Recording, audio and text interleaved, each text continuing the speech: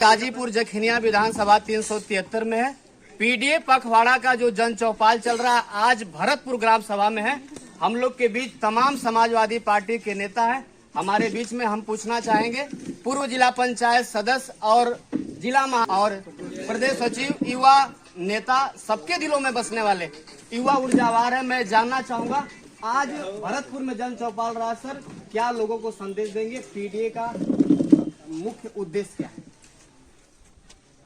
PDA का मुख्य उद्देश्य हम लोग के राष्ट्रीय अध्यक्ष जी अखिलेश यादव जी का निर्देश है कि जो गांव के आखिरी छोर तक जो जनता है, दलित, पिछड़ी, अल्पसंख्यक समुदाय के जो लोग हैं, उनको समझाना कि आज जो सरकार है उत्तर प्रदेश और देश में, वो पिछड़े दलितों और अल्पसंख्यकों की विरोधी सरकार है। आज इनके हक और अधिकार पे कुठाराघात कर रही है और इनको समाज में उत्थान करने से, सामाजिक, राजनीतिक, आर्थिक और शिक्षा के क्षेत्र में आगे बढ़ने से रोकने का काम कर रही है। और हम जनता को समझाने का काम करेंगे। समाजवादी नेता जितने लोग हैं पूरे जिले में, एक एक गांव में एक एक चौपाल लगाकर हम पिछड़े दलितों और अल्पसंख्यक भाइयों को जोड़ने और समझाने का काम करेंगे। और इस लोकसभा चुनाव में गाजीपुर से समाजवादी पार्टी के लोकसभा प्रत्याशी को जिताकर दिल्ली भेजने का काम करेंगे। युवा ऊर्जावार है, लगातार राष्ट्रीय अध्यक्ष जी का गाजीपुर आजमगढ़ पे हमेशा चर्चा का विषय बना रहता है और विश्वास रहता है गाजीपुर क्या दोबारा इतिहास रचेगा 2024 में? नहीं, गाजीपुर और आजमगढ़ आप ये समझ लीजिए, गाजीपुर शहीदों और वीरों की धरती है। इतिहास में हमेशा गाजीपुर का नाम अमर रहा है और इतिहास बदलने और बनाने का दोनों काम गाजीपुर करता है। और गाजीपुर की सम्मानित जनता आज ये समझ चुकी है कि अगर दलितों, पिछड़ों, अल्पसंख्यकों का अगर कहीं और भलाई और सम्मान है तो समाजवादी पार्टी में निश्चित रूप से जिसको राष्ट्रीय अध्यक्ष जी टिकट देकर गाजीपुर भेजेंगे, यहाँ की जनता जिताकर भेजने का काम करेंगे। हमारे बीच में जिला सचिव और पूर्व प्रधान, बड़े अनुभवी नेता है निसार प्रधान जी। सर बहुत अनुभवी है, राम मंदिर और हमेशा पिछड़ों की बात कर कर संदेश जा रहा है। 24 क्या इतिहास कर रहे हैं?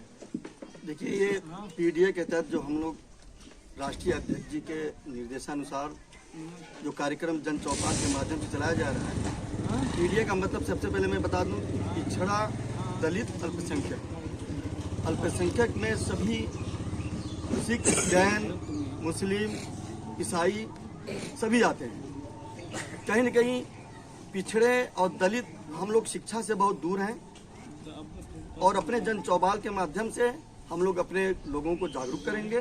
और रही बात आपकी मंदिर भाजपा का जो एजेंडा है, तो ये छलावा है और इनको तो अभी इसी पिछले 22 तारीख को इनका रामराज आया। इससे पहले हम लोग रामराज में नहीं जी रहे थे। हम लोगों का ये दायित्व बनता है कि अपने लोगों को जागरूक करके, और जो असल में रामराज्य है, हमारे बच्चे पढ़ लिख करके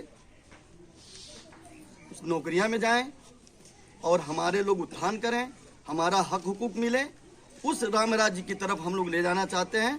और देश की भावना और विघटन की भावना ये सब दूर करके हम लोग अपने लोगों को समझाने में कामयाब अगर हो गए तो हम लोग फिर से समाजवादी पार्टी का परचम लहराएंगे इस जिले में। चाचा जिस तरह से पूर्वांचल में लगातार भ्रमण कर रहे हैं, चाचा के आने से 24 की मजबूती कितनी होगी और 24 में संगठन कितना मजबूत हो गया पूर्वांचल इतिहास के? निश्चित तौर पर चाचा के आने से हमारा पूर्वांचल ही नहीं, पूरा उत्तर प्रदेश बहुत मजबूत हुआ है।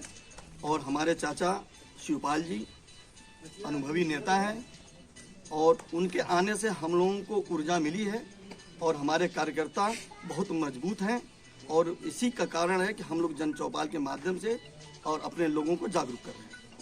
हमारे बीच में डॉक्टर निसार अहमद जी थे और प्रदेश सचिव समाजवादी पार्टी के चंदन यादव जी। सीधा इन लोगों का कहना है कि अगर शिक्षा को बचाना है, बाबा साहब के संविधान को बचाना है, तो 2024 में एक होकर राष्ट्रीय अध्यक्ष अखिलेश यादव को पीडीए के नीचे आइए। और आप लोग अगर बीच में आते हैं, संगठन मजबूत होता है तो राष्ट्रीय अध्यक्ष जी का हाथ मजबूत होगा और 24 में गरीबी दूर होगी, शिक्षा आगे बढ़ेगा, समाजवादी भारत में। बहुत बहुत धन्यवाद। बहुत बहुत आपका धन्यवाद, आपके न्यूज चैनल को बहुत बहुत धन्यवाद।